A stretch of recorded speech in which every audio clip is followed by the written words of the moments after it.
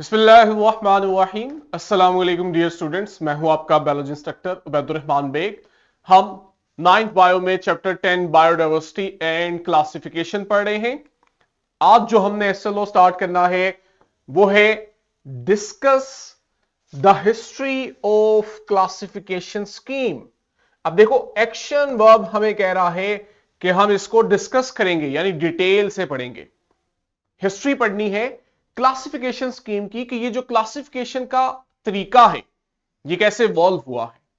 अब ये क्या मतलब है, किस तरफ इसका इशारा है, जब आप एसएलओ डिटेल से पढ़ोगे तो आपको रियलाइज होगा कि आज जो हमने ये डोमेन्स, किंगडम्स, ग्रुप्स बनाए हुए हैं स्पीशीज तक, ये इवॉल्व कैसे हुए हैं। बड़े बड़े आइडियाज क्या थे, कौन से साइंटिस्ट थे जिन्होंने इसमें अपना रोल प्ले किया है। असल में एसएलओ इस तरफ हमें इशारा कर रहा है, और जहां जहां हम डिफरेंट ग्रुप ऑफ एनिमल्स या इंडिविजुअल एनिमल्स की सिमुलेशन का सहारा ले सकेंगे वो भी हम इसमें ऐड करेंगे। नॉलेज हमारा है क्लासिफिकेशन, और क्लासिफिकेशन से मुताल्लिक क्या, हिस्टोरिकल पर्सपेक्टिव, कि हिस्ट्री को देखते हुए क्लासिफिकेशन को हमने अंडरस्टैंड करना है। ठीक, हमने ना लिविंग ऑर्गेनिजम्स को सॉर्ट आउट किया, ग्रुप किया, कैसे, उनके शेयर कैरेक्टरिस्टिक्स की बुनियाद पे। ये जो प्रोसेस है ना कि लिविंग ऑर्गेनिजम्स को ग्रुप्स में ऑर्गेनाइज करना, ये कहता है आज से नहीं है, ये इंसानी तारीख के शुरू से है, अर्लीस्ट सिविलाइजेशन से है, जब इंसान जो थे वो लिविंग ऑर्गेनिजम्स को क्लासिफाई करते थे। किस बेस पर? नंबर 1, उनको देख के कि वो कैरेक्टरिस्टिक्स जो दिखने में एक जैसे हैं, लिविंग ऑर्गेनिजम्स को एक ग्रुप में मिला दिया जाता था। तो ऑब्जर्वेबल कैरेक्टरिस्टिक की बुनियाद पे हम लिविंग ऑर्गेनिजम्स को क्लासिफाई करते थे। हम उनके इस्तेमाल की बुनियाद पे उन्हें क्लासिफाई करते थे कि ये जो लिविंग ऑर्गेनिज्म है ये किस फायदे के हैं। हम लिविंग ऑर्गेनिजम्स को माजी में उनके मस्कन, हैबिटेट, रहने की जगह, उसकी बुनियाद पे क्लासिफाई करते थे। ये खुश्की में रहते हैं, पानी में रहते हैं, हवा में उड़ते हैं। तो ये बहुत सारे सिंपलेस्ट या सिंपल मेथड थे हमारे पास लिविंग ऑर्गेनिजम्स को कैटेगराइज करने में ग्रुप्स के अंदर। ठीक, हमारे पास जो बड़ा नुमाया नाम आता है माजी से वो है Greek philosopher and scientist Aristotle, जिसके बारे में कहा जाता है कि ये वो पहला साइंटिस्ट था या पहले शुरू वाले साइंटिस्ट में से था जिसने बहुत शुरू के अंदर अटेम्प्ट की थी कि वो लिविंग ऑर्गेनिजम्स को क्लासिफाई करे, बजाय एक एक को पढ़ने के उन्हें ग्रुप्स के अंदर क्लासिफाई करके पढ़ा जाए। ठीक, इसने क्या किया, इसने तमाम लिविंग ऑर्गेनिजम्स को ना 2 ग्रुप्स के अंदर ऑर्गेनाइज कर दिया। इसने कहा जितने दुनिया के जानदार हैं ये 2 ही तरह के हैं, या ये प्लांट्स हैं या ये एनिमल्स हैं। अब देखो, हम हिस्टोरिकल पर्सपेक्टिव पढ़ रहे हैं, हम ये समझ रहे हैं कि आज जो हमारे पास इतनी डाइवर्सिटी है और उसमें हमने कई तरह के ग्रुप्स बना लिए, क्या शुरू से ऐसे थे?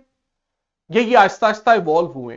तो आप अंदाजा लगा सकते हो कि शुरू में ये क्लासिफिकेशन इतनी एडवांस नहीं थी, कि एरिस्टोटल जो है उसे फंजाई, एल्गी, बैक्टीरिया, इन चीजों का क्लासिफिकेशन का तरीका नहीं मालूम था, या वो लिविंग ऑर्गेनिजम्स को इस तरह नहीं देखता था। वो कहता था या लिविंग ऑर्गेनिज्म प्लांट्स हैं या फिर एनिमल्स हैं। कहते हैं ये सिंपल तरीका जो था बेशक बहुत अर्ली सिंपल था, लेकिन सिंपल काम ने भी ना आने वाले वक्त में जो क्लासिफिकेशन से मुताल्लिक काम था उसमें आसानी पैदा की। जो फ्यूचर में डेवलपमेंट्स हुई वो इसी से आगे बढ़ी कि जब आपने ऑर्गेनिजम्स को 2 ग्रुप में डिवाइड, कैटेगराइज कर लिया, फिर आपने मजीद उसको देखा कि नहीं, 2 से नहीं, 2 से ज्यादा 3 होने चाहिए, 3 से ज्यादा 4 होने चाहिए। तो ये जो अर्लीस्ट मेथड भी था ये बेकार नहीं था, इसका फायदा हुआ था। खुद इसने ही, एरिस्टोटल ने ना, बाद में जब उसने कह दिया कि तमाम जानदार या प्लांट्स हैं या एनिमल्स हैं, फिर इसने एनिमल्स के ऊपर मजीद काम किया और उन्हें इनके हैबिटेट, मस्कन की बुनियाद पे क्लासिफाई किया। इसने कहा या तो एनिमल्स लैंड बेस्ड हैं या एयर बेस्ड हैं या फिर वो वाटर बेस्ड हैं। ये तो चलो उसने मस्कन के लिहाज से एनिमल्स को कैटेगराइज किया। प्लांट्स को इसने ना उनके स्टेम्स के अंदर वेरिएशन की बुनियाद पे, यानी उनके जो डिफरेंट तरह के स्टेम्स हैं उनकी बुनियाद पे क्लासिफाई किया था इसने मजीद, यानी कि इसने काम किया। अब जरा ये जो इसने एनिमल्स के लिए क्लासिफिकेशन की है लैंड, एयर और वाटर, जहां वो हैबिटेट की बेस पे कर रहे हैं, मैं आपको जरा एक झलक दिखाता हूं चीज को इंटरेस्टिंग बनाने के लिए कि आपके पास किस तरह से आज ऑर्गेनिज्म जो है वो इन 3 डिफरेंट कैटेगरीज के अंदर ऑर्गेनाइज हैं। अच्छा ये देखो, अगर हम लैंड की बात करते हैं तो आपके पास तो लैंड पे बेतहाशा एनिमल्स हैं। और अब जब आप ग्रेड 11 में जाके डिटेल से पढ़ोगे ना किंगडम एनिमेलिया, तो आपको वहां मालूम होगा कि हमने जितने भी एनिमल्स हैं ना, इनके 2 बड़े ग्रुप्स बना लिए हैं बैकबोन की बेस पे। एक वो ग्रुप ऑफ एनिमल्स हैं जिनमें कमर वाली रीढ़ की हड्डी होती है, बैकबोन, इन्हें आप कहते हो वर्टिब्रेट्स, जैसा कि आप स्क्रीन पे देख सकते हो। दूसरे वो होते हैं जिनको आम अल्फाज में आप कीड़े मकोड़े कह के जिक्र करते हो, ये वो होते हैं जिनमें बैकबोन नहीं होती, उन्हें आप इनवर्टिब्रेट कहते हो। तो हमारे पास यहां पे मल्टीपल वर्टिब्रेट्स हैं, जो कि आपके पास इक्वेटिक भी हैं, आपके पास वो लैंड के भी हैं। आप इनको सिर्फ ऑब्जर्व करो, क्योंकि हमने इन्हें इस तरह डिटेल से नहीं देखा। ये पूरी उनकी एक लाइफ साइकिल दिखाई हुई है कि वो अपनी लाइफ साइकिल में किन किन फेसेस से गुजरते हैं। देख रहे हो, अब ये हमारे पास मल्टीपल टाइप्स के एनिमल्स हैं जिनको आप फर्दर जो हो क्लासिफाई कर सकते हो मजीद सब ग्रुप्स के अंदर।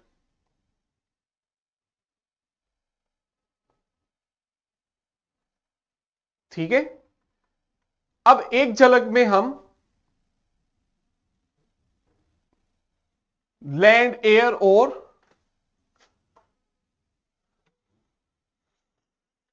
वाटर से रिलेटेड ऑर्गेनिजम्स को पढ़ेंगे। अब मैं आपको, ये आपने अभी जो मैमल्स देखे बहुत सारे आपको मालूम है ये लैंड पे रहते हैं, हम अपनी रोजमर्रा जिंदगी में भी इन्हें देखते हैं। अब जरा एयर में देखो, एयर के लिहाज से अगर हम बात करें, कई तरह के बर्ड्स हैं, लेकिन हमने स्पेशल लिया बैट को। अब ये बड़ा इंटरेस्टिंग केस है जो मैं आपसे जानना चाहूंगा कि बैट जो है ये बर्ड है या नहीं। अब ये इतनी सिंपल से इंफॉर्मेशन है कि इसके पीछे कोई तो ट्विस्ट है ना, जो मैं आपसे पूछ रहा हूं कि क्या बैट बर्ड है या नहीं। हां, एयर वाला एनिमल है, इसलिए हमने केस स्टडी के लिए इसको ले लिया है। कुछ इस तरह का आपको नजर आ रहा है जी।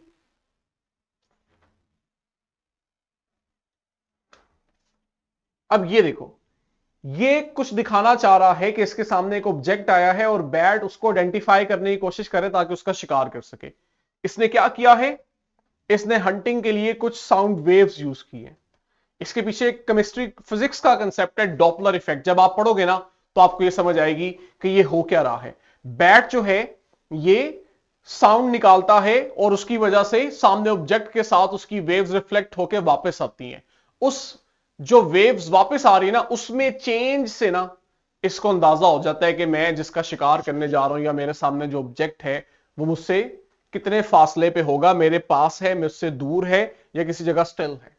तो ये आपके पास एक एयर में रहने वाले ऑर्गेनिज्म की हमने एग्जाम्पल देखी। ठीक है, माइट भी हो सकता है आपके एरिया में रात के टाइम बैट्स अभी भी हो, लेकिन जरा मजे की बात देखो, जो मुझे चीज यहां पे फैसिनेट की ना, जो मैं आपको दिखाना चाहता हूं।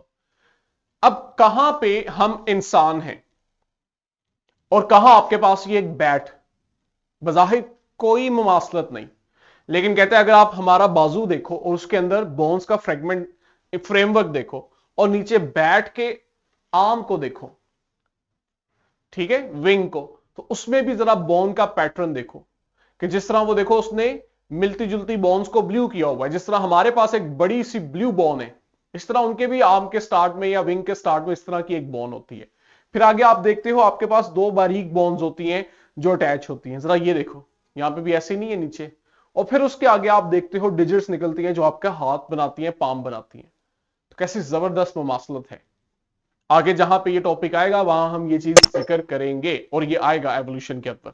ठीक है, अगली मैं आपको दिखाता हूं वाटर से रिलेटेड। ठीक है, ये देखो, वाटर से रिलेटेड भी एक एनिमल की एग्जांपल देख लो कि जो एरिस्टोटल था वो इस तरह से लिविंग ऑर्गेनिजम्स को उनके माहौल के मुताबिक देख के क्लासिफाई करता था। ठीक, हमारे पास फिश भी है, फिश हम ऑलरेडी चूंकि मल्टीपल टाइम एक ही कंसेप्ट रिपीट हो रहा होता है, तो इसलिए मेरी कोशिश होती है कुछ आपको सिमुलेशन में कुछ इंटरेस्टिंग न्यू दिखाऊं। तो फिश की बजाय हमने टर्टल सेलेक्ट किया क्योंकि फिश हम पहले देख चुके हैं। अब जरा ये देखो, इसका शेल ऑब्जर्व करना, इसको जूम ही रखें। देख रहे हो किस तरह से आपको ये इनका शेल नजर आता है। ये अंदर से कुछ ऐसे होते होंगे, अगर कभी बचपन में जू गए हो तो नोटिस किया होगा। और इसके अंदर इनका स्केलेटन इस तरह से होता है। और मजे की बात यह है कि बचपन में हम सभी को ऐसे ख्यालात आते थे कि क्या ये टर्टल जो है ये अपने इस शेल के साथ फिक्स होता है या ये अपनी मर्जी से शेल के अंदर जाता है, शेल से बाहर आ जाता है। तो ये देखो, आज आपको इस चीज का अंदाजा हो जाना चाहिए कि ये अपने शेल के साथ फिक्स है, क्योंकि शेल इसके स्केलेटन का हिस्सा है। और कुछ इस तरह से आप देखते हो, ये देखो, जब इसने अंदर जाना होता है तो इस तरह अपने स्केलेटन को मूव करवा के अपने शेल में चला जाता है। और मजे की बात देखो जरा, जैसे बैट की इसकी ह्यूमन के साथ मुमासलत थी, ऐसे ही इसमें भी है। इसका भी लिम जो है, बाजू टांग जो भी आपको लिम कहते हैं इंग्लिश में, वो ह्यूमन लिम्स के साथ देखो कितनी मुमासलत रखता है कि ढांचे का जो फ्रेमवर्क है ना वो सेम है काफी हद तक। अब ये देखो पिछली टांग में भी। तो ये अल्लाह ताला की कुदरत है। यही वजह है कि जब इंसान तजस्सुस रखता है और अपने आसपास चीजों को देखता है तो वो खुद ब खुद उनमें मुमासलत सिमिलैरिटीज ऑब्जर्व कर लेता है। एरिस्टोटल के टाइम में ये काम जाहरी तौर पे बाहर से ऑर्गेनिजम्स को देख के किया जाता था, या जैसे हमने देखा उसने उनके मस्कन की बुनियाद पे उन्हें क्लासिफाई किया। ठीक, कहते जो ग्रीक्स और रोमन्स थे, इन्होंने इस क्लासिफिकेशन को रिफाइन किया, मजीद इसमें बेहतरी की, और प्लांट्स और एनिमल्स की भी फिर आगे से मजीद कैटेगरीज बनाई। ठीक है, अरिस्टोटल ने चाहे आपको एनिमल्स और प्लांट का ग्रुप दे दिया, लेकिन आने वाले जो ग्रीक और रोमन्स थे वो उन्होंने इन दो बड़े ग्रुप्स में मजीद सब ग्रुप्स बनाए, ऑर्गेनिजम्स को क्लासिफाई किया। और ये जो कैटेगरीज थी ना जो इन्होंने बनाई, हमने इन्हें जेनरा कहना शुरू कर दिया, जिसकी सिंगुलर है जीनस। ठीक, और ये जो जेनरा है ये लैटिन वर्ड से निकला है जिसका मतलब होता है ग्रुप्स। तो अरिस्टोटल के दिए हुए जो दो बड़े ग्रुप्स थे, उसके आने वाले जो ग्रीक्स और रोमन्स थे उसके बाद, उन्होंने उसमें मजीद जेनरा, मजीद ग्रुप्स बनाए ताकि वो ऑर्गेनिजम्स को मजीद कैटेगराइज कर सके, जिनमें ज्यादा सिमिलैरिटीज हैं उन्हें मजीद शॉर्ट आउट करते जाए। ठीक, लेक्चर हमारे का टाइम आज कंप्लीट हो गया।